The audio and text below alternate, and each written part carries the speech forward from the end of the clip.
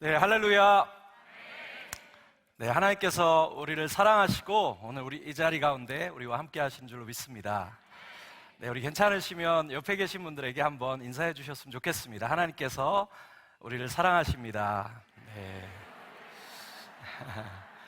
네, 한 번 더 격려해 주시겠습니까? 하나님께서 우리와 함께 하십니다. 네, 여러분. 이렇게 귀한 우리 다니엘 기도회를 통해 여러분 만나 뵙게 되어서 정말로 반갑습니다. 저는 레바논에서 사역하고 있는 김마라나타 선교사입니다. 네, 저희 아내의 이름은 손 아멘입니다. 네, 할렐루야의 짝이 아멘인 것처럼 우리 마라나타의 짝도 아멘입니다. 우리 성경 마지막 책 요한계시록의 마지막 장 성경을 마감하시면서 우리 예수님께서 우리에게 주시는 약속의 말씀입니다. 내가 속히 오리라. 내가 속히 오리라. 내가 속히 오리라. 신랑 되신 예수님의 이 고백 앞에 우리 신부된 우리 교회의 고백은 화답은 아멘으로 저희가 화답해야 될 줄로 믿습니다. 마태복음 24장 14절에 있는 말씀처럼 이 천국 복음이 모든 민족에게 증언되기 위하여 온 세상에 전파되리니 그제야 끝이 오리라. 모든 민족에 주님의 복음이 증거되면 우리 사랑하는 예수님께서 영광 중에 다시 오실 줄로 믿습니다. 아멘. 저희 가정 사진을 좀 잠깐 보면 저희 아이들이 4명이 있습니다. 네. 저희 첫째는 한국에서 태어났고요, 둘째는 요르단에서 태어났습니다. 그리고 셋째는 제가 이라크에 있을 때 태어났고, 넷째는 지금 레바논에서 태어났습니다. 그래서 원산지가 다 다릅니다. 네, 메이드 인 조르단, 메이드 인 레바논. 네, 그래서 저희 4명의 아이들과 함께 지금 중동에서 저희들이 17년째 사역을 하고 있습니다. 저희는 레바논에 자흘레라는 시리아 국경이 있는 도시에서 시리아 난민들을 섬기고 있습니다. 먼저 저의 간증을 좀 나누고 싶은데요. 저는 모태 신앙으로 태어났습니다. 근데 저에게 동생이 한 명 있는데 제 동생이 다운 증후군입니다. 사춘기가 되면서 이런 질문이 들기 시작했습니다. 하나님 공평하시다고 하셨는데 왜 제 동생을 이렇게 만드셨습니까? 하나님 공평하시지 않는 것 같습니다. 하나님 혹시 살아계신다 하실지라도 제가 이렇게 공평하지 않은 하나님 저는 믿을 수 없을 것 같습니다. 그리고 신앙을 떠났습니다. 세상에서 다른 진리를 내가 찾을 것이다. 다른 진리를 찾기 위해 몸부림쳤습니다. 대학생이 되어서까지 세상의 다른 진리를 찾기 위해 몸부림치고 또 몸부림쳤지만 세상 어디에도 다른 진리는 없었습니다.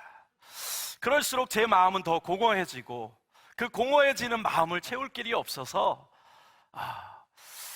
제가 매일같이 술을 대학생 때 마셨던 것 같습니다. 잠깐 술이 취하면 마치 그 공허함이 사라지는 것 같은 착각에 빠집니다. 마치 신비로와 같이. 근데 다음 날 아침에 정신이 돌아오면 그 공허함이 더 커지고 더 커지는 그 공허함 앞에 정말 어쩔 줄 몰라 몸부림치는 삶을 살았습니다. 그래서 인생 벼랑 끝에 있을 때 어느 날 또 친구와 술을 먹고 있었는데 한 친구가 그 친구의 친구가 찾아왔습니다. 근데 이 친구는 술을 마시지 않았어요. 그래서 제가 또 막 핍박했습니다. 예의가 아니다. 왜 술을 마시지 않냐? 그랬더니 그 친구가 저에게 하는 고백이 나는 예수님을 믿는다. 나는 예수님 때문에 너무 행복해서 나는 술 안 먹어도 내 인생이 너무 행복하다. 그 짧은 신앙 고백을 듣는 순간 세상 어디에서도 해결되어지지 않았던 이 공허한 마음 가운데 무언가 따뜻함으로 채워지는 것을 제가 느꼈습니다. 그리고 눈에 보이는 건 아니었는데 와, 이건 빛이다라는 확신이 제 마음에 들었습니다. 내 인생에서 이 빛을 잡지 못하면 내 인생은 더 이상 소망이 없다. 이 빛을 잡아야겠다 결단하고 그 주 일요일부터 그 친구를 따라 교회를 가기 시작했습니다. 그리고 교회에 가서 매일 기도했습니다. 주님, 정말 주님 살아계시면 저 좀 만나 주십시오. 기도를 어떻게 할지 몰랐지만 매일 제일 먼저 와서 제일 앞자리에 와서 제일 큰 소리로 기도했습니다. 주여, 주여, 주여. 주님 정말 살아계시면 저 좀 만나 주십시오. 주님 만나지 않으면 정말 제 인생 소망 없습니다. 그렇게 몸부림치며 기도할 때 이렇게 큰 아마 기도 모임 가운데 정말 예수님께서 저를 찾아오셨습니다. 그리고 그 예수님 앞에 제가 예수님께서 저를 찾아오시면 저는 예수님이 저를 엄청 혼내실 거라는 생각을 했어요. 제가 동생의 문제로 하나님을 원망하고 또 교회를 비판하고, 근데 저를 찾아오셨던 예수님은 너무나 그 따뜻한 사랑으로 저를 안아주시면서 너가 어떻게 내 몸된 교회를 그렇게 핍박할 수 있냐, 내가 너를 정말 오랫동안 기다렸다. 너무나 따뜻함으로 저를 안아주시는 그 주님의 사랑 앞에 정말 제가 감당이 되지 못해서 차라리 혼내주셨으면 제 마음이 편할 텐데, 너무나 따뜻하게 저를 받아주시는 그 주님 앞에 정말 감당할 수 없어서 제가 한 3시간, 4시간을 뒹굴며 울었던 것 같습니다. 그리고 그때 주님께서 저의 동생에 대한 부분도 말씀해 주셨습니다. 너가 너의 동생을 사랑하는 것보다 내가 너의 동생을 더 사랑한다. 내가 너를 위해 십자가에 죽었듯이 너의 동생을 위해서도 내가 십자가에 죽었고, 내가 너의 동생에게도 영원한 생명을 줄 것이다 라는 마음을 주셨습니다. 하나님께서는 제 동생을 당장 치유하실 수도 있습니다. 그러나 그것보다 더 중요한 것은요, 주님이 이 땅에 오셔서 그 몸으로 십자가에 죽으시고 우리의 죄를 대신하시고 우리에게 영원한 생명을 누구든지 모든 믿는 그리스도인들에게 약속해 주셨습니다. 제가 어쩌면 이 땅에서 30년, 40년 회복된 제 동생과 살 수 없을 수도 있을 것입니다. 그러나 그것보다 더 중요한 것은요, 예수 그리스도의 복음 안에서 이제 영원히 주님이 다시 오시는 그 하나님의 나라가 임할 때 저는 회복된 제 동생과 영원히 하나님 나라에서 영원한 삶을 살게 된다는 이 예수 그리스도 하나님 나라의 복음이었습니다. 하나님의 공의에 대해서 고민하다가 신앙을 떠났던 제게 주님은 십자가에서 그 공의와 사랑을 완성하신 예수 그리스도를 통해 제 인생이 다시 변화되어지고 주님을 만나게 되었습니다. 그래서 예수님을 만나고 나서 너무나 행복했습니다. 날마다 막 춤을 추며 다녔습니다. 이 기쁨을 감당할 수 없어서 너무 기뻐서 막 춤을 추고 막 소리 지르며 예수님을 찬양하고 다녔습니다. 근데 시간이 지나고 어느 순간 또 다른 공허함이 제 마음 가운데 찾아오는 것을 느꼈습니다. 내가 예수님 만나서 너무 좋은데 이 공허함은 또 무엇이지? 예수님 만나서 내가 예수님을 위해서 막 달려가고 싶은데, 주님, 제가 무엇을 위해 이제 남은 삶을 어떻게 살아야 될지를 주님 알지 못하겠습니다. 그 남은 인생을 향한 비전이 없으니까요, 제 신앙이 또 세상과 하나님 사이에서 왔다 갔다 하고 또 다른 공허함이 제 마음에 찾아오는 것을 느꼈습니다. 그래서 제 인생을 놓고 기도했습니다. 주님, 제가 주님 정말 사랑합니다. 정말 주님을 위해 이제 남은 인생 제가 드리고 달려가고 싶은데 주님, 무엇을 위해 달려갈지 모르겠습니다. 제 인생을 향한 주님 비전 주십시오. 꿈을 알려주십시오. 하나님 앞에 멈추어 서서 제 인생의 비전을 놓고 기도하기 시작했습니다. 우리 인생 가운데 우리가 해야 할 가장 중요한 2가지가 있다면, 첫 번째, 우리의 영원한 구원자 되신 예수 그리스도를 인격적으로 깊이 만나는 것입니다. 또 2번째가 있다면, 그러면 이제 구원받은 그리스도의 거룩한 성도로서, 교회로서 이 땅에 남겨두신 주님의 부르심, 그 비전을 분명히 발견하고 주님의 부르심과 비전 가운데 한 번뿐인 우리 인생, 부족하지만 정말 주와 복음을 위해 후회 없이 드리며 살아가는 그 비전을 찾는 것이 우리 인생 가운데 또한 아주 중요한 부분이라고 믿습니다. 그래서 제 인생의 비전을 놓고 정말 하나님 앞에 멈추어 서서 기도하기 시작했습니다. 여러분, 조금 늦게 가도 괜찮습니다. 아마 이곳에 청년분들도 많이 계시는 것 같습니다. 어디로 갈지 모르는데 세상이 막 정신없이 가니까 우리도 세상을 따라 세상에 뒤처질까봐, 실패할까봐 막연한 두려움을 따라서 그냥 세상 사람들을 쫓아서 정신없이 가다 보면, 만약에 그 길이 정말 잘못된 길이면 어떻게 하시겠습니까? 조금 늦어도 괜찮습니다. 하나님 앞에 저희가 오늘 이렇게 드리는 이 21일간의 다니엘 기도회를 통해서 정말 우리의 인생의 모든 염려와 모든 것들 잠시 내려놓고 하나님 앞에 함께 엎드려 무릎 꿇고 기도하며, 주님, 제 인생, 우리 교회를 향한, 주님, 한국교회를 향한, 이 시대의 한국교회와 열방을 향한 주님의 뜻, 주님의 비전, 주님, 저희에게 말씀하여 주십시오. 그 주님의 비전과 부르심 따라 저희가, 주님, 저희의 인생 기쁨으로 드리며 주를 섬기겠습니다. 정말 이 다니엘 기도의 기간 동안 하나님께서 우리에게 주님의 놀라운 비전과 부르심을 회복하여 주시고, 정말 우리 인생을 분명하게 또 달려갈 수 있는 비전을 주시리라고 믿습니다. 제가 목사님께 여쭈었습니다. 목사님, 제가 하나님 정말 사랑하는데, 예수님 정말 사랑하는데, 예수님, 하나님께서 가장 기뻐하는 것이 무엇입니까? 여쭈었더니 목사님께서 선교를 제일 기뻐하신다라고 말씀하셨어요. 그렇습니까? 그러면 목사님, 제가 선교가 뭔지 모르지만 저 선교하겠습니다. 그리고 단기 선교를 갔습니다. 필리핀을 갔어요. 근데 필리핀에 가서 다른 것은 기억나지 않는데 그곳에 계셨던 선교사님의 모습이 저에게 충격으로 다가왔습니다. 왜냐하면요, 제가 예수님 믿고 날마다 했던 기도가 있습니다.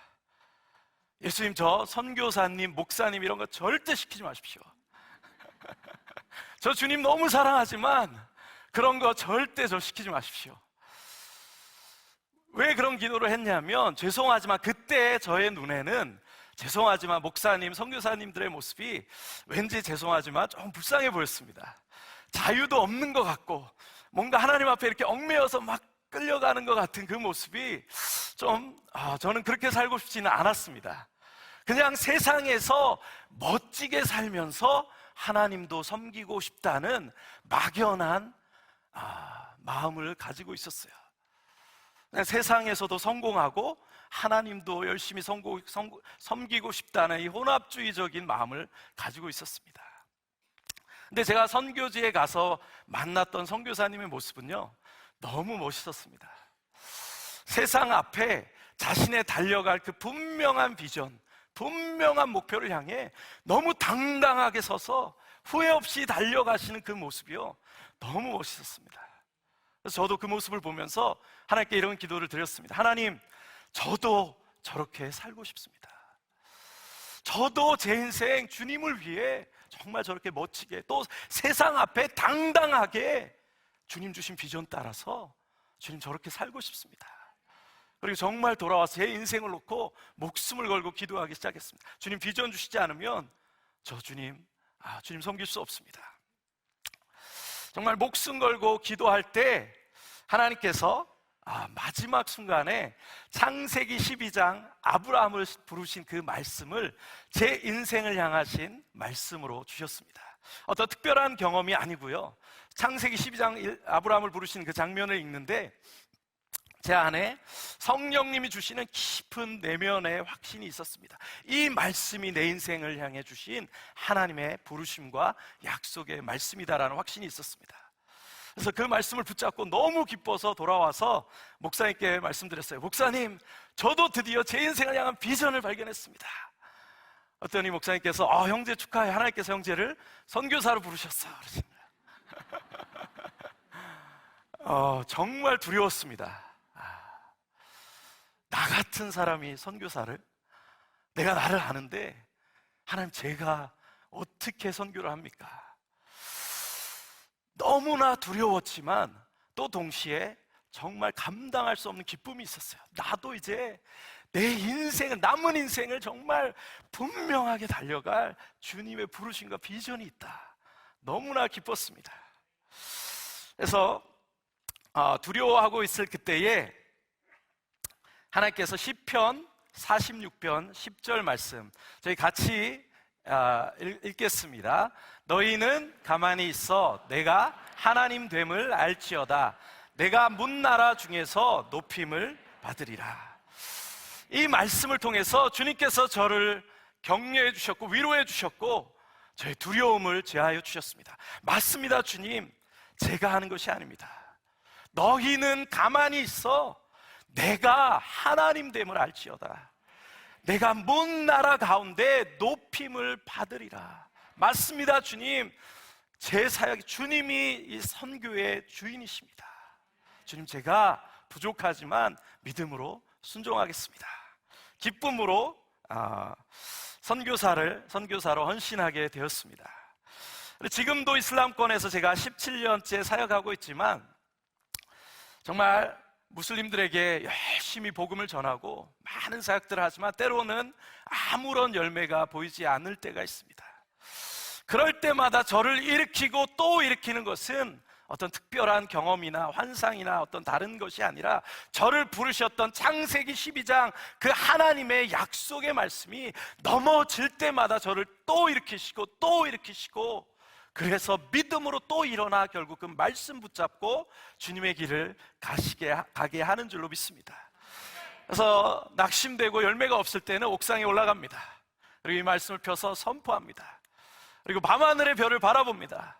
주님, 맞습니다. 이 이슬람권의 이 무슬림들 가운데 저 밤하늘의 별과 같이 수많은 무슬림들이 주님 앞에 돌아오게 될 것입니다. 이건 주님의 약속의 말씀입니다. 주님은 말씀하시고 그 말씀을 성취하시는 말씀의 하나님이십니다. 주님의 말씀은 반드시 이루어집니다. 그래서 우리 인생 가운데 다른 어떤 것보다 정말 우리 인생을 향한, 우리 자녀의 인생을 향한, 우리 교회를 향한 하나님의 약속의 말씀을 구하고 그 약속의 말씀 붙잡고 어렵고 고난이 있고 힘들지만 끝까지 말씀 붙잡고 승리하는 저와 여러분들이 되었으면 좋겠습니다. 제가 그래서 이제 대학생 때 휴학을 하고 우즈베키스탄으로 사역을 갔습니다. 거기서 사역을 하고 우리 아시죠? 중앙아시아 우즈베키스탄, 키르기스탄, 카자흐스탄, 스탄 이런 스탄 나라로 가기 위해서 또 러시아어를 함께 전공을 했습니다. 그래서 그쪽으로 가려고 준비를 하고 있었는데 2003년에 이라크 전쟁이 났습니다. 저희 아는 분이 이라크를 같이 사역하러 가자라고 저를 불렀습니다. 그래서 제가 저는 중앙아시아로 갈 겁니다. 제가 왜 이라크를 가야 됩니까? 라고 하나님께 기도했을 때 하나님께서 전도서 7장의 말씀을 저에게 주셨습니다. 네, 우리 같이 한번 읽도록 하겠습니다. 전도서 7장 말씀입니다. 지혜자의 마음은 초상집에 있으되 우매한 자의 마음은 혼인집에 있느니라. 아멘.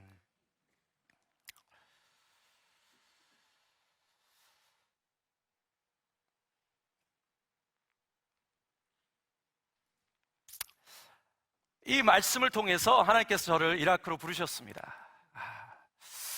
초상집과 같은 이 이라크 땅, 하나님의 마음이 모든 열방과 민족 가운데 있습니다.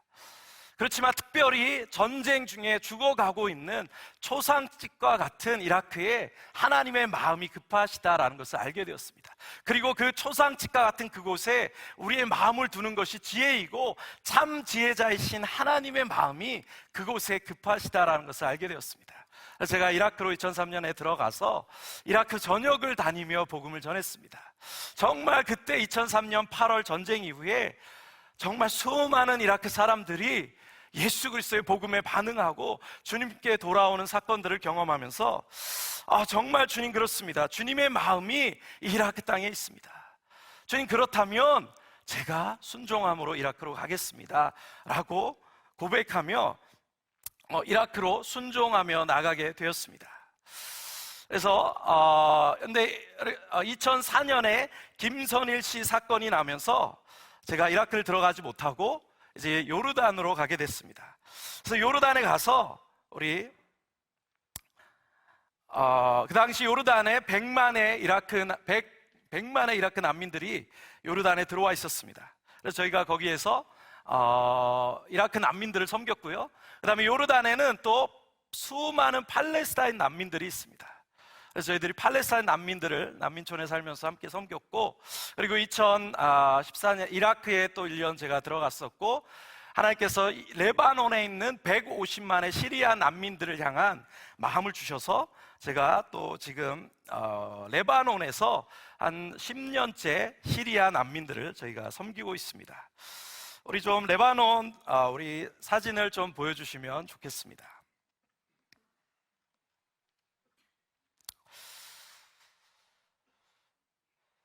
네, 레바논은 아주 우리가 너무나 잘 알고 있는 나라입니다.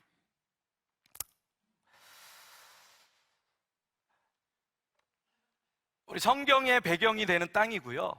인구는 약 677만 정도가 됩니다. 경기도 정도 되는 작은 나라입니다. 근데 그 나라에 지금 시리아 난민들이 150만이 들어와 있습니다. 그래서 밑에 보시면 남쪽으로는 이스라엘이 있고요, 오른쪽으로는 시리아가 있습니다. 그리고 왼쪽으로 지중해 북쪽으로도 시리아가 있습니다. 저희가 사역하고 있는 지역은 이 베이루트에서 동쪽에 있는 저 빨간 점으로 표시된 자흘레라는 지역입니다. 시리아 국경이 있는 지역입니다. 저희 동네에서 시리아 다마스커스까지는요 1시간도 걸리지 않습니다. 여러분, 우리가 이 중동 레바논과 시리아는 먼 나라가 아닙니다. 성경의 배경이 되었고 예수님께서 친히 거니셨던 땅이고, 또 레바논 전체는 하나님이 이스라엘 백성에게 약속하신 가나안 땅의 일부입니다. 사도 바울이 예수님을 만났던 곳이 바로 다메섹 도상입니다. 지금도 시리아 다마스커스에 가면요 집과 거리가 있고 아나니아의 집이 있고, 사도 바울이 복음을 전하다가 창문의 광주를 타고 도망갔던 창문교회가 있습니다. 또 최초로 이방인을 향해 바나바와 바울을 선교사로 파송해 주었던 안디옥 교회가 사실은 시리아 교회입니다. 그 주님의 부흥이 있었던 그 땅이 전쟁이 있고 지금 150만이 시리아 레바논에 난민으로 나와서 지내고 있습니다. 우리 다음 사진을 한번 좀 보여주시면요, 여러분, 레바논 하면 한국에서 많은 분들이 오해를 가지고 계세요. 레바논 가면 막 위험하고. 절대 그렇지 않습니다. 시리아 전쟁도 지금 다 끝났고요. 레바논은 사실 정말로 아름다운 나라입니다.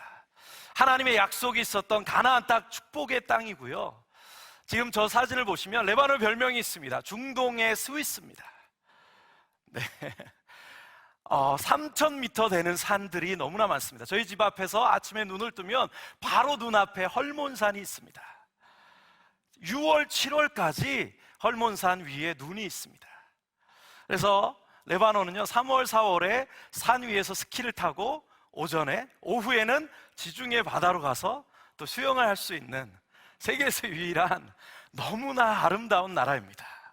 여러분, 절대로 위험하지 않습니다. 제가 레바논에서 한국 간다 그러면요 저희 교회 친구들이 너무 저희를 염려하면서 기도합니다. 너 그 위험한 한국에 왜 가냐? 한국 가면 큰일 난다. 너 지금 핵무기 날아오고 로켓 날아오고 너무 위험하다. 안전한 레바논에 있어라. 우리 친구들이 저를 염려하며 기도합니다. 근데 한국에서는 또 저희가 레바논을 보면 정말 위험한 땅이라고 생각하지만 절대로 그렇지 않습니다. 정말 너무 아름답고 하나님의 은혜가 있는 정말 아름다운 땅이 바로 이 레바논입니다. 우리 한 번 더 다음 사진 보여주시면요, 또 레바논 하면 성경에 레바논의 백향목이라고 나옵니다. 이 백향목의 이름이 하나님의 나무입니다. 솔로몬 성전을 지었던 그 성전 건축의 재료가 되었던 나무입니다. 그래서 보시면 저 나무가 3,500년 된 나무입니다.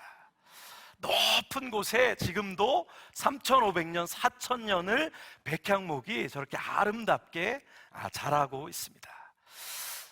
네, 한 번 더 넘겨주시면요.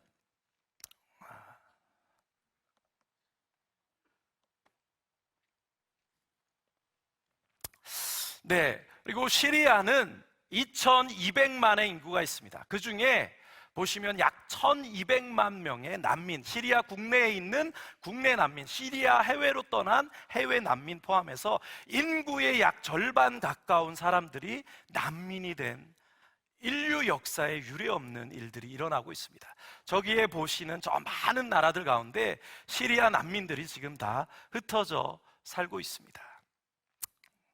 네, 한 번 더 넘겨주시면요. 시리아에 지금 레바논에 150만의 난민이 있는데 그 중에 49%, 약 75만의 아이들이 학교를 가야 되는 학생들입니다. 근데 그 중에 90% 이상의 아이들이 학교를 가지 못합니다. 시리아의 잃어버린 세대라고 말합니다. 한 세대가 문맹으로 사라지는 겁니다. 그래서 저희가 초반에 갔을 때 막 시리아 난민들이 길거리에, 아이들이 막 길거리에 자는 것을 보면서 하나님, 저 아이들 정말 우리가 주님의 사랑으로 가르쳐야겠습니다. 복음을 전해야겠습니다. 기도하면서 난민 학교를 시작을 했습니다. 지금 현재 한 400명 정도의 아이들을 저희들이 가르치고 있습니다. 네, 우리 다음 사진 한번 넘겨주시면요. 네, 우리 아이들이 너무나 이쁩니다. 얼마나 기뻐하는지 모릅니다. 여러분, 우리가 시리아를 볼 때 우리는 시리아가 불쌍하다라고 이야기합니다. 그렇지만 주님은 시리아 민족 불쌍하지 않다라고 말씀하십니다. 마태복음 5장에 있는 말씀처럼 심령이 가난한 자는 복이 있다 말씀하십니다. 애통하는 자는 복이 있다 말씀하십니다. 6.25 전쟁 이후에 가난했던 시절 심령이 가난하고 애통했던 우리 한국교회 위에 하나님의 나라가 임하고 하나님의 위로가 임하셨던 것처럼 지금 저 땅의 시리아 난민들 가운데 하나님의 나라가 힘있게 능력으로 임하고 있고요, 저들 가운데 하늘의 위로가 부어지고 있습니다. 주님이 저들을 향해 시리아는 복이 있다라고 말씀하십니다. 지금 경제 위기와 국가 부도로 고통받고 있는 레바논은 복이 있다라고 말씀하십니다.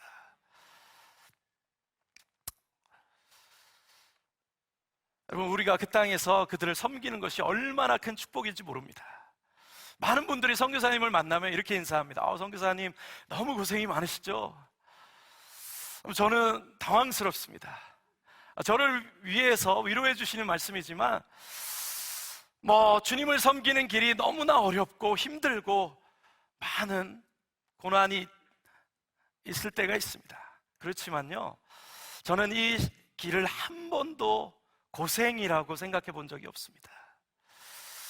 저는 선교의 길이, 주님을 섬기는 이 길이 헌신이라고 생각하지 않습니다.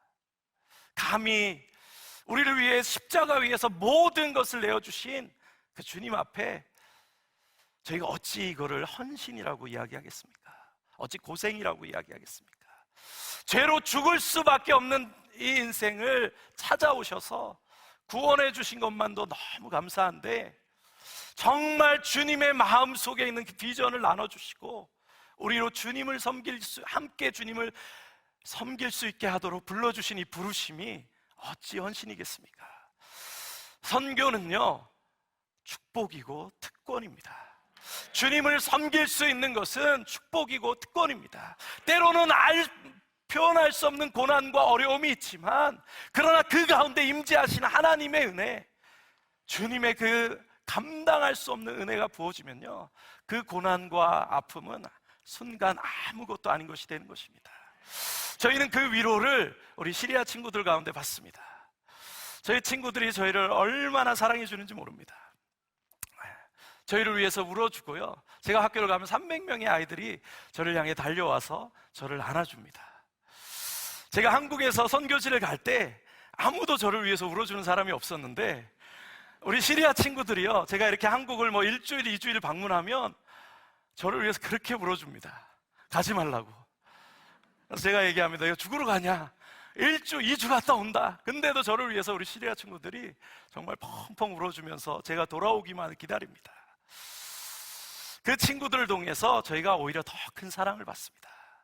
선교는 무언가 주로 가는 것이 아니고요, 더 많은 사랑을 받습니다.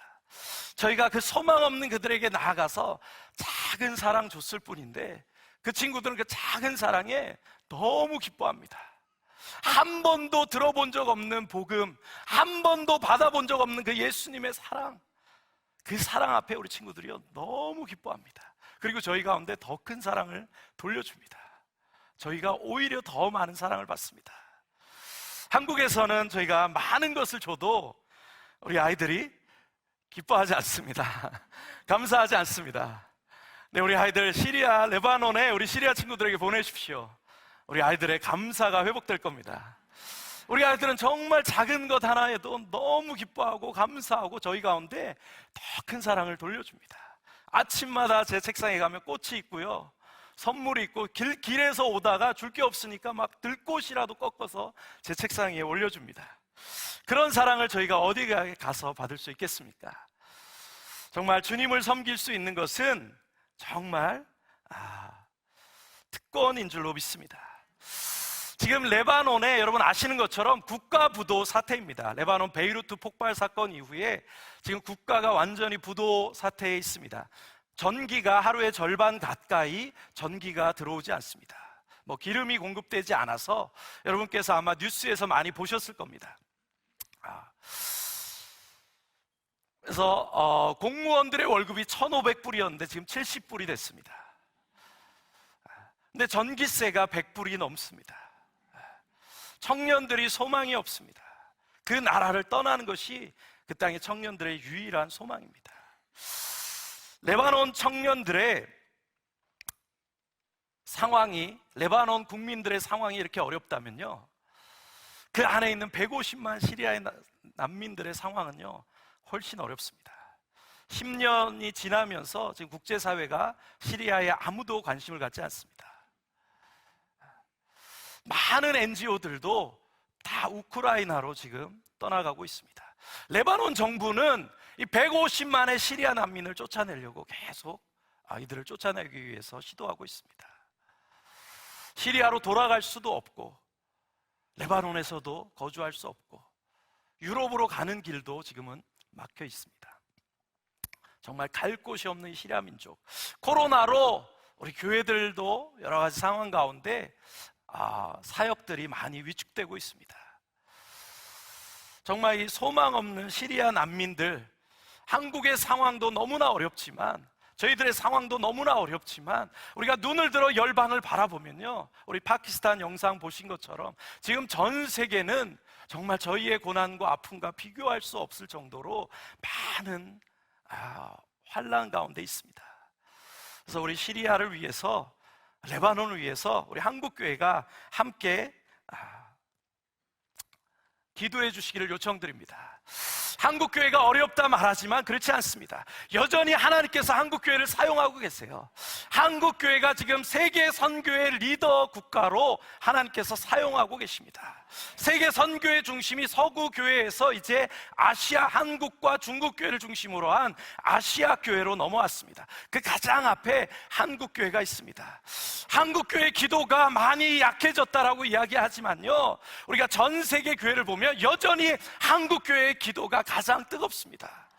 전 세계 교회, 특별히 선교지에 있는 교회들은요, 지금도 한국교회의 기도 이야기들, 기도원의 그 간증들을 들으면서 그들도 한국교회 기도를 배우기 위해 몸부림치고 있습니다. 여러분, 저희가 선교지에 가면요, 기도가, 세계의 기도가 두 가지 기도가 있습니다. 그냥 기도가 있고요, 그 다음에 한국식 코리안 스타일 프레이어가 있습니다. 주여, 주여, 주여. 저희 교회 시리아 친구들도 아랍어로 야랍, 야랍, 야랍, 주여 삼창하고 한국식으로 기도합니다. 그 고난과 전쟁과 죽음의 아픔을 뚫어낼 수 있는 것, 주님 앞에 나와 정말 그 가슴 속에서 애통하며 부르짖며 기도하지 않으면 그 아픔을 이겨낼 수가 없습니다.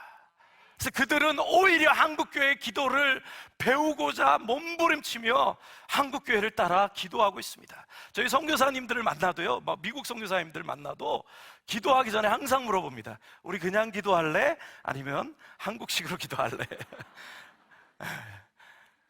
하나님께서 한국교회 가운데 위대한 영적인 유업을 주셨습니다.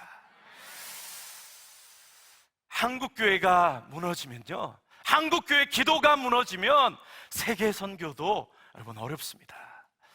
하나님께서 한국교회 기도를 통해 하나님께서 지금도 세계를 경영하고 계신 줄로 믿습니다. 특별히 지금 선교지에 가면 놀라운 게 한류가 너무나 많습니다. 저희 레바논에도요, 한류가 너무나 많습니다. 청년들이 소망이 없으니까 한류에 목숨을 겁니다. 마치 종교와 같습니다. 저희 교회 친구들이요, 한국어 유튜브로 찬양을 보면서 한국어 찬양을 한국말로 다 외웁니다.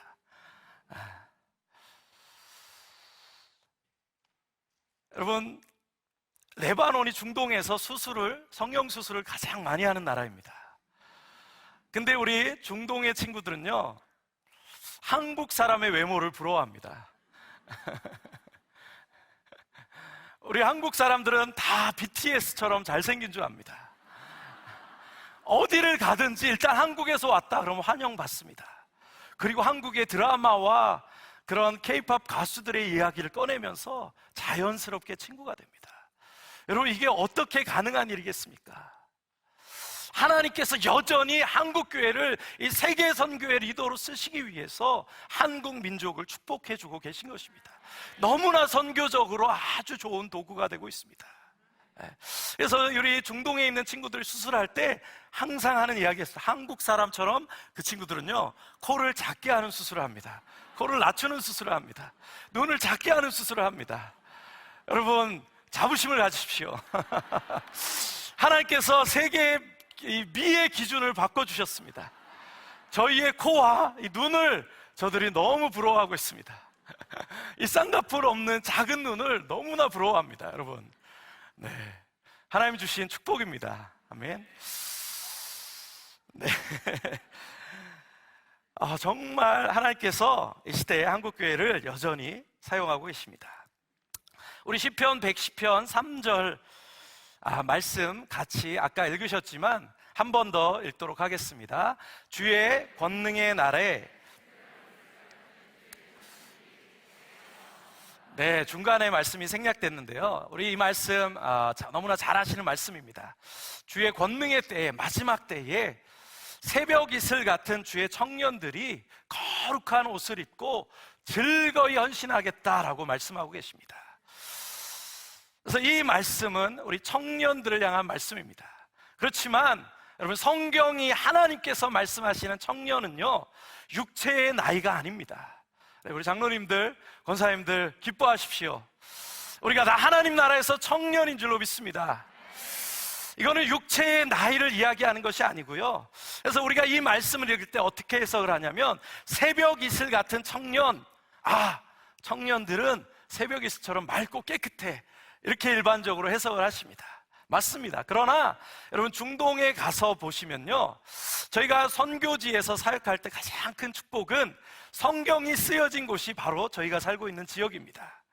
그래서 성경 말씀이 따로 공부를 하지 않아도 지금도 성경의 문화, 성경의 배경, 성경의 역사와 전통들을 그대로 가지고 있는 지역입니다. 성경 말씀이 정확하게 해석되어질 때가 너무나 많습니다.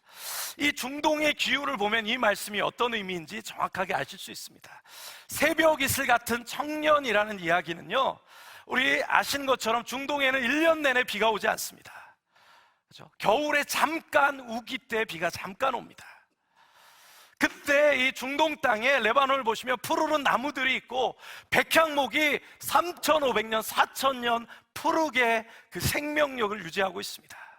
그 이유는요, 1년 내내 비가 오지 않지만 그 일교차가 심한 사막 가운데 새벽에 내리는 그 작은 이슬, 그 잎사귀에 맺히는 작은 이슬을 머금고 그 척박한 광야에서 그 나무들이, 그 풀들이 푸르른 생명을 유지하며 살아가는 것입니다. 그래서 새벽 이슬 같은 청년이라는 말씀은요, 척박함 가운데도 푸르르게 생명을 유지하며 오히려 이 마지막 시대 고난과 환난 가운데 오히려 즐거이 헌신하는 그 영성, 그 야성을 의미하는 것입니다.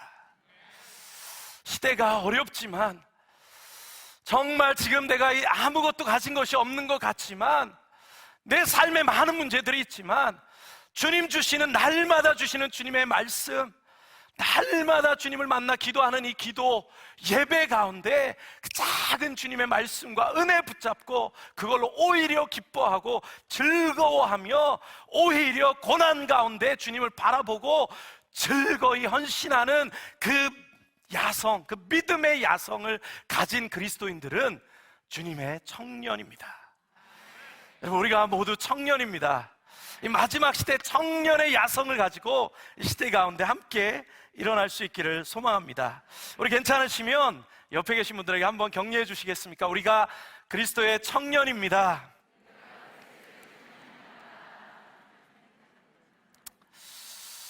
아멘. 하나님께서 우리 다니엘 기도회를 통해서, 우리의 무릎꿇음을 통해서 우리 한국교회 다시 이 고난 가운데 청년의 야성을 회복케 하시고 다시 믿음으로 일어나 우리 한국교회를 통해 이 마지막 시대에 위대한 역사를 이루어 주실 줄로 믿습니다. 제가 요르단에서 이제 5년 사역을 하고요, 한국으로 안식년을 나오게 되었습니다.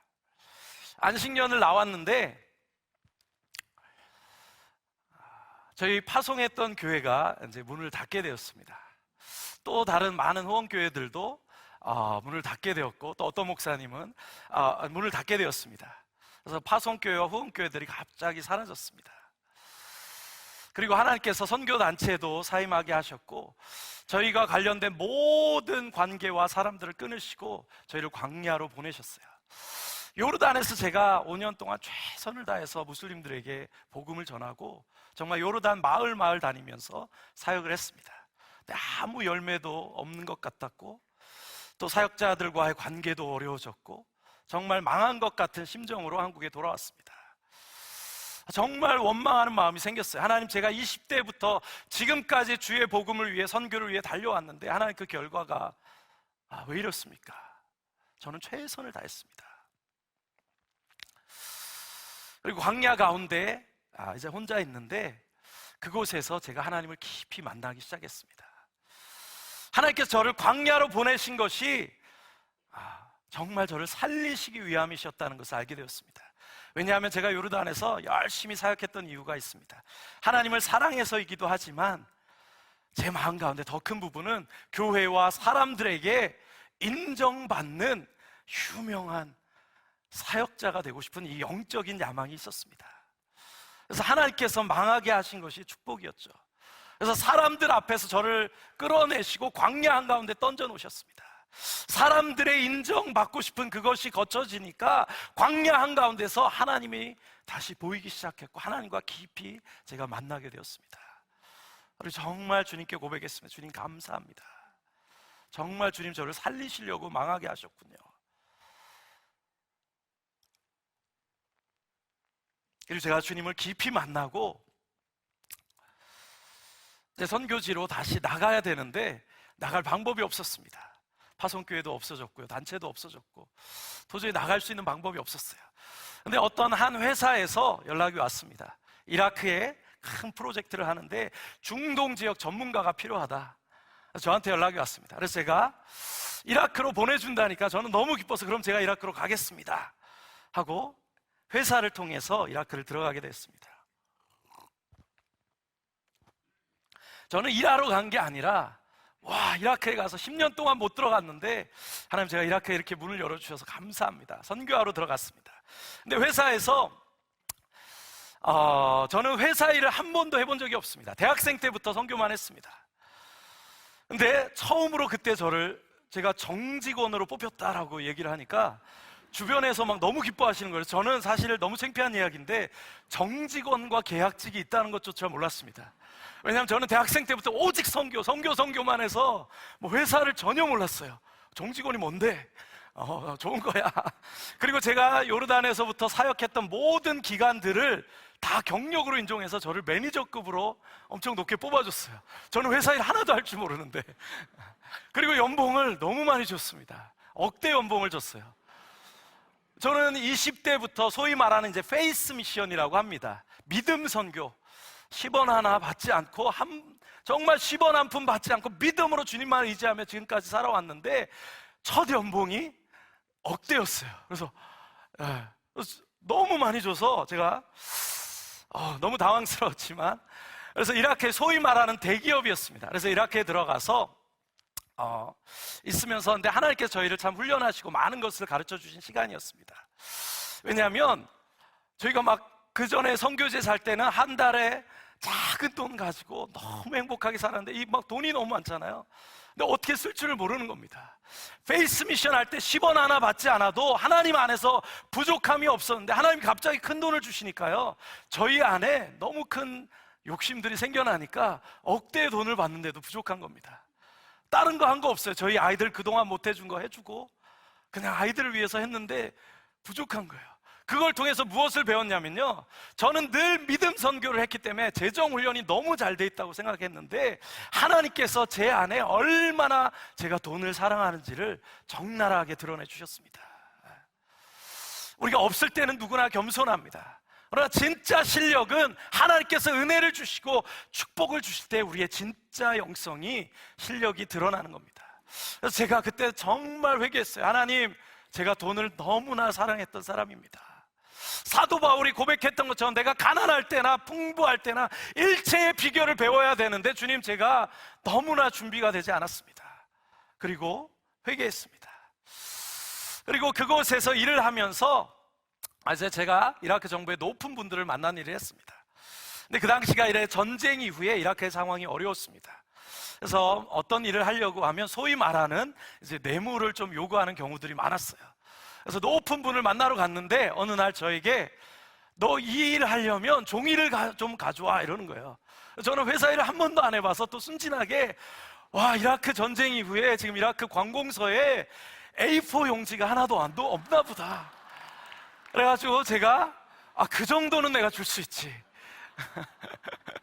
그리고 A4 용지를 한 박스 들고 다음날 그분을 찾아갔습니다. 그때 그분과 그분의 이제 같이 일하시는 분들이 막 흥분하시는 거예요.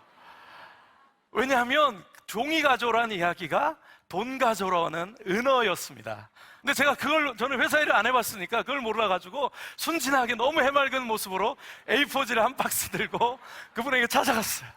그때 이분이 너무 흥분하시면서 A4지 박스를 열어봤는데, 아무리 뒤지고 뒤져도 A4 용지만 나오는 겁니다. 했더니 이분들이 너무 당황스러우시니까, 여러분, 너무 사람이 당황스러우면요, 화도 안 납니다. 막 갑자기 껄껄껄 웃기 시작하시면서 그분이 저한테 뭐라냐면, 내가 너 같은 사람 처음 본다. 야, 앞으로는 내가 너한테 절대 뭐 이런 거 요구 안 하겠다. 너와 나는 이제 친구다. 그러면서 그분이 저희 모든 일을 너무 잘 도와줬습니다. 와, 그것을 통해서 정말 하나님의 은혜를 제가 경험하게 됐습니다. 여러분, 이 마지막 시대가 어렵습니다. 우리가 세상에서, 여러분, 악한 것에 미련한 것이 지혜인 줄로 믿습니다. 아무리 시대가 변하고 시대가 어렵고 우리가 말씀을 따라 세상에 살아갈 때 세상 사람들이 우리를 핍박한다 할지라도, 여러분, 주님의 말씀을 따라 사는 것이 능력이고 지혜이고, 악한 것에 미련한 것이 정말 그게 우리의 능력인 줄로 믿습니다. 세상 사람들이 우리가 말씀을 따라 살면 핍박합니다. 맞습니다. 그러나 그곳에 주님이 함께 하시고, 그리고 진짜 고난이 올 때 그분들도 어떤 사람을 찾냐면요, 타협하는 그리스도인이 아니라 핍박 가운데도 목숨 걸고 말씀 따라 하나님을 섬기는 그 사람을 찾습니다. 세상도 압니다. 저 사람은 진짜다. 여러분, 세상에서 진짜 성공할 수 있는 비결이 저는 여기에 있다고 믿습니다. 정말 높으신 분들은요, 제가 그 대기업의 소위 높으신 분들과 일을 하면서 정말 경험했습니다. 똑똑한 사람, 돈만 주면 얼마든지 데려올 수 있습니다. 근데요, 정말 자기 옆에 정말 정직하고 칼이 들어와도 거짓말하지 않고 정말 신뢰할 수 있는 그 한 사람, 돈 주고 절대 데려올 수 없습니다. 근데 그리스도인들이 세상에 이렇게 목숨 걸고 말씀을 따라 정직하게 살면요, 오히려 그분들도 인정하고 그 그리스도인을 본인 옆에 두고 싶어 하십니다. 그게 다니엘의 이야기고요, 그게 느헤미야의 이야기입니다.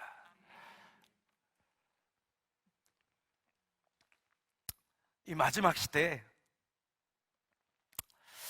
정말 우리가 다니엘과 같은 믿음으로 세상을 이기는 권세 있는 교회로 일어날 수 있기를 소망합니다. 그래서 제가 돈을 너무 많이 줘서 이제 나왔어요. 왜냐하면 너무 좋더라고요. 네. 제가 선교사인데 돈을 너무 많이 줘서 하나님, 제가 이렇게 살다가는 제가 타락할 것 같습니다. 선교사 길 가기 싫을 것 같습니다. 하나님, 제가 이거 내려놓겠습니다 하고 멋지게 사표를 던지고 나왔습니다. 저는 너무 주위에서 좋아할 줄 알았는데 제 주변에서 난리가 난 겁니다. 엄청 욕을 먹었어요. 이 미련한, 한심한, 네가 지금 아이들이 셋인데 파송교회도 없고 단체도 없고 아무것도 없는데 어떻게 무책임하게 그렇게 너가 그거 다 던져버리고 나오냐. 제가 한 번도 부르심에 흔들린 적이 없는데 이 무책임이란 단어에 정말 제가 무너지기 시작했습니다. 내가 무책임한 건가? 내 아이들이 셋인데 정말 마음이 무너지기 시작했어요. 근데 어떤 선배 선교사가 저에게 이 말을 했습니다. 우리 다시 벼랑 끝에 서자. 맞습니다, 주님. 제가 20대부터 믿음 선교하고 내 벼랑 끝에서 주님만 붙잡고 달려왔을 때 지금까지 한 번도 부족함이 없었는데 하나님, 제가 30대가 되고 40세가 된다고 주님이 제 인생 책임지시지 않겠습니까? 맞습니다, 주님. 제가 다시 벼랑 끝에 섭니다. 믿음으로 멋지게 사표 내고 나왔습니다. 그럼 저는 하나님께서 막 당장 열어주실 줄 알았는데 1개월 지나고 2개월이 지나고 3개월이 지나도 아무것도 열어주시지 않았어요. 밖에 나갈 차비도 없고 아이들이 있는데 아이들에게 때로는 먹일 음식을 살 돈도 없을 정도로 아무것도 열어주지 않아서 정말 비참했습니다. 아버지 된 심정으로 정말 죽고 싶은 마음이 들 정도로 힘들었어요. 근데 막 죽을 생각이 드니까 억울한 마음이 들었습니다. 하나님, 제가 선교사인데 이렇게 죽을 수는 없습니다. 제가 죽을 때 죽더라도 주님, 레바논 가서 죽겠습니다. 저에게 편도 비행기 값만 주시면 저희 레바논 갑니다. 주님, 편도 비행기 값 주십시오. 아내와 결단하고 저희가 레바논 가기로 결단했습니다. 근데 그 기도를 드리는 순간 하나님께서 모든 문들을 열어주시기 시작하셨고 저희를 레바논으로 보내셨어요. 그러면서 하나님께서 저에게 말씀하셨습니다. 네가 하는 거 아니다. 내가 한다. 너 자신 드러내지 말라. 너 돈 없고 교회 없고 단체 없고 아무것도 없어 선교 못한다 했지. 내가 네 인생 가운데 어떻게 하는지 봐라. 그리고 하나님께서 제 인생 가운데 막 사역들을 열어가기 시작하시는데요, 감당할 수 없을 정도로 하나님께서 일을 해가 시작합니다. 막 제가 확곡될 정도로 주님이 열어가기 시작하시고요, 저희가 지금 400명의 4개의 학교에 400명의 아이들을 하고 있고요, 시리아 난민들을 교회를 개척해서 사역을 하고 있고, 요즘에 또 올해부터 레바논 청년 청소년들 대상으로 교회를 개척해서 사역을 하고 있습니다. 저 한 번도 부족함이 없이 주님께서 넘치도록 부어주셨어요. 정말 코로나로 또 다 문을 닫을 수밖에 없는 상황이었는데도 하나님께서 또 어느 곳에서 캐나다의 한 권사님이 연락을 주셨어요. 기도하는데 자꾸 생각난다. 학교에 무슨 일이 있냐. 저희가 문을 닫을 수밖에 없는 상황입니다. 그래서 하나님께서 저를 생각나게 하셨나 봅니다. 권사님께 전화 주셔서 권사님께서 또 도움을 주시고, 전혀 알지 못하는 교회에서 또 전화 오셔서 도움을 주셔서 저희가 지금 이 400명의 아이들을 계속 가르치고 사역들을 감당하고 있습니다. 여러분, 제가 가진 것이 없었던 것이 저에게는 정말 축복이었습니다. 의지할 것이 아무것도 없었고 의지할 사람이 아무것도 없었기 때문에 저희는 날마다 목숨 걸고 예수님만 붙잡았습니다. 주님 아니면 저는 죽습니다. 목숨 걸고 주님만 붙잡았습니다. 그래서 주님이 저희를 축복해 주신 줄로 믿습니다. 여러분, 우리 가운데 아직 정말 우리의 삶에 어려움이 있다면, 고난이 있다면, 정말 내가 청년의 때 아직 가진 것이 아무것도 없어서 정말 낙심되신다면 절대 낙심하지 마십시오. 우리의 고난은 축복입니다. 우리가 의지할 것이 없기 때문에, 세상적으로 붙잡을 것이 없기 때문에 우리가 예수 그리스도만 붙잡을 수 있는 것입니다. 우리 시리아 청년들, 시리아 난민들이요, 앞을 보아도 뒤를 보아도 시리아로 갈 수도 없고 유럽으로 갈 수도 없고 소망이 없습니다. 그래서 눈을 들어 하늘을 바라보고 천국 복음, 천국 소망 외에는 저들이 붙잡을 수 있는 소망이 없습니다. 그래서 저 친구들이 오히려 이 고난 가운데 예수 그리스도 붙잡고 뜨겁게 기도하며 일어나고 있습니다. 여러분, 중동 땅에 놀라운 부흥이 있습니다. 무슬림들 가운데 놀라운 부흥이 있습니다. 수많은 청년들이 주님 앞에 돌아오고 있습니다. 여러분, 우리 하나님 외에 다른 신이 없습니다. 이 복음은 유대인이나 헬라인이나 무슬림이나 어떤 시대가 아무리 어렵다 할지라도 모든 시대와 환경과 상황을 초월해서 모든 믿는 자를 구원하시는 하나님의 능력이 되는 줄로 믿습니다. 그래서 이 고난의 때 우리가 붙잡아야 될 것이 있다면 다른 편법이 아니고 다른 어떤 방법론이 아니고 전략이 아니고 오히려 주님 앞에 무릎 꿇어야 할 것이고 오히려 말씀 붙잡고 정직하게 기도하며 우리 한국교회 그 전쟁 이후에 고난을 기도로 뚫고 일어나 주셨던 것처럼 저희가 이 마지막 시대에 일어날 수 있기를 소망합니다. 한국교회가 너무나 어렵습니다. 맞습니다. 그래서 마지막 사진 보여주시면 사진 보고 나누고 마치도록 하겠습니다. 우리 기도하는 장면 보여주십시오. 이게 저는 한국교회 부흥의 비밀이라고 믿습니다. 저희 어머님도 신앙이 없던 가정에 오셔서 기도로 저를 일으켜 주셨습니다. 제가 예수님을 떠나 방황하던 7년 동안 매일 아침 기도를 하시며 금식하시며 저를 위해 기도해 주셨어요. 제가 방황하면서도 어머니의 기도를 보고 제 안에 믿음이 있었습니다. 내가 어머니의 기도 때문에 언젠가는 나는 예수님께 돌아갈 거다. 그 고난 가운데 정말 자신을 들여 헌신하시고 기도하시며 한국교회를 일으켜주셨던 우리 선배님 세대, 우리 아버님, 어머님 세대, 권사님, 장로님, 정말 이제는 쉬셔야 되시는데 지금 한국교회 상황이 참 너무나 어려운 것을 알고 있습니다. 여러분, 중동은 오히려 부흥이 있습니다. 우리 시리아 친구들이요, 매일 아침마다 한국교회를 위해 기도합니다. 시리아 교회는 정말 부흥이 있습니다. 다시 한번 이 위기 가운데 우리 어머님, 아버님 세대, 권사님, 장로님들께서 다시 한번 우리 다음 세대를 위해서, 우리 청년들을 위해서 기도해 주시기를 요청드립니다. 우리 청년들은 정말 한국교회, 우리 어르신 세대, 아버지, 어머니 절대 비난하지 않기를 바랍니다. 우리 부모님 세대의 헌신으로 우리 한국교회가 여기에 있습니다. 오히려 이제 우리가 무릎 꿇기를 소망합니다. 이제 그 바통을 이어받아 우리 청년 세대가 달려갈 때인 줄로 믿습니다. 저희가 이 시대 가운데 함께 무릎 꿇어 기도할 때 하나님께서 다시 한번 한국교회 가운데 놀라운 부흥을 주실 것입니다.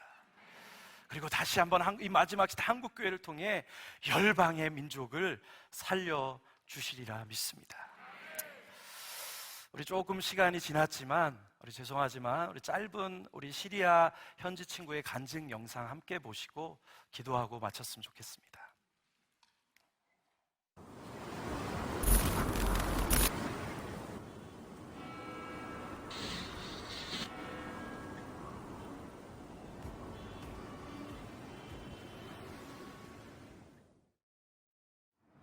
مرحبا، أنا اسمي عمري 20 سنة. أنا لما كنت صغيرة بلش الحرب بسوريا، فهذا الشيء حرمني من طفولتي. مش بس أنا، كل السوريين يعني الأولاد والكبار. لما بلشت الحرب كنا كل الوقت خايفين إنه من الموت.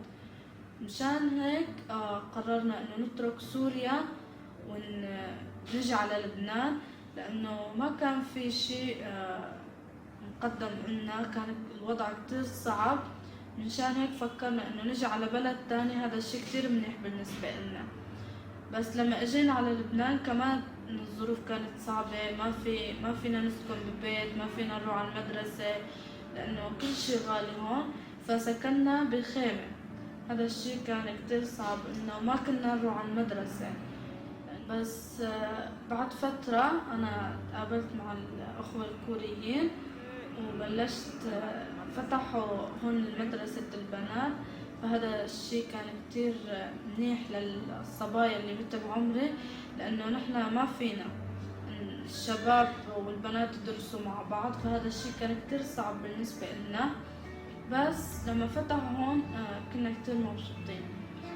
فأنا تقابلت مع الرب يسوع كمخلص إلي.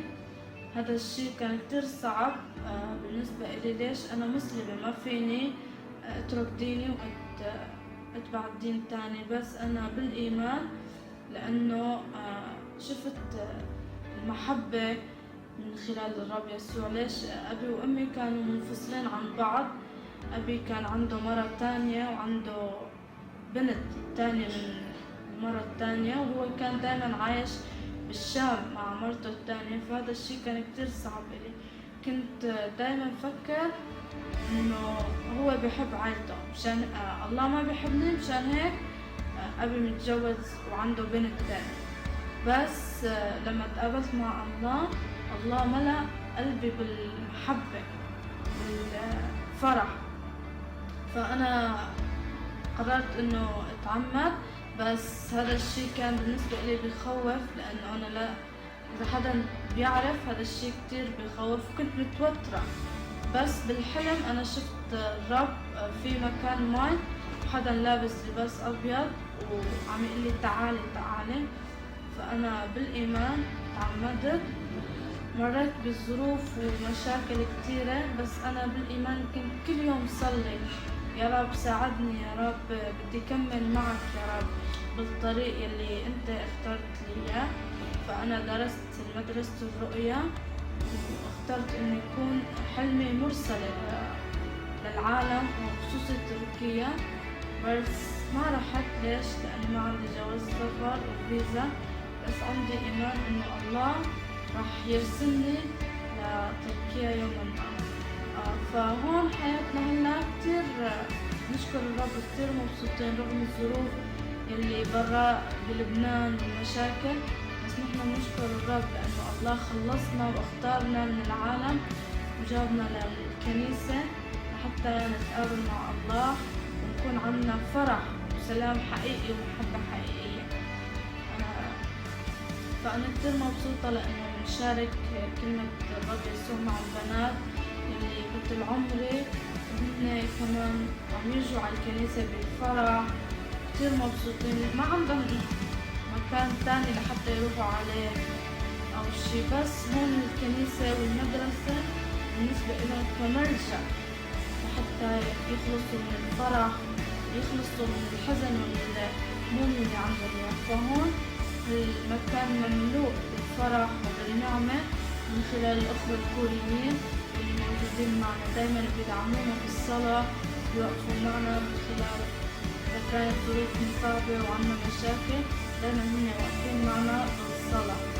فأكيد الله عنده هدف وخطة لحياتنا ولمدرستنا. فنحن بالإيمان بدنا نتقدم كل يوم أمام الله ونعترف إنه هو الملك على حياتنا. كمان نحن عنا حلم نكون مرسلات بالعالم، بس هذا الشيء كتير صعب بسبب الفيزا وجواز سفر. كمان عائلاتنا ما بيسمحوا لنا إنه نطلع على بلد تاني لأنه نحن بنات، فهن عندهم عيب. بس نحن عنا إيمان، كل يوم بنصلي إنه الله يفتح لنا طريق للخدمة ونخرج بكلمة الله مع الأخوة العرب. مثل ما متى 9 العدد 37 بيقول الرب بيقول للتلاميذ الحصاد كثير ولكن الفعل قليلون. فنحن عم نصلي كل يوم إنه الله يفتح لنا طريق لحتى نكون فعلا بمكان ما ببلد تاني حتى نبشر كلمة الله ونكون الشبيبة اللي مثل عمرنا عندهم فرح وسلام مثل ما نحن عنا. نشكر الرب على الأخوة الكوريين إنهم دائما بيتركوا بلدهم، بيتركوا حياتهم، بيجوا على لبنان من أجلنا وهن دائما معنا. كمان نحن كمان نفس الشيء عم نصلي، نترك حياتنا ونترك بلدنا وعائلاتنا ونروح على بلد تاني حتى نفرجي الناس محبتهم. فشكرا كتير لكم لأنكم سمعتوني.